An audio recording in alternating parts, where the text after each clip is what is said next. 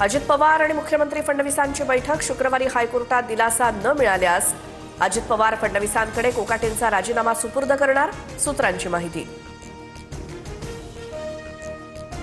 नाशिक कोर्टाने काढलेलं अटक वॉरंट याची प्रत नाशिक पोलिसांना प्राप्त। नाशिक पोलिसांचं पथक आज मुंबईला येण्याची शक्यता, तर उद्या कोकाटेंच्या याचिकेवर कोर्टात सुनावणी।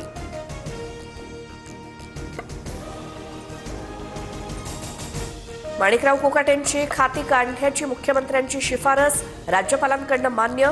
कोकाटेंजवळची खाती आता अजित पवारांकडे असणार।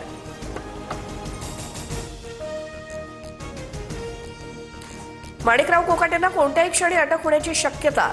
सदनिका गैरव्यवहार प्रकरणी कोकाटेंना 2 वर्षांची शिक्षा। उच्च रक्तदाबामुळे कोकाटे सध्या लीलावती रुग्णालयात दाखल।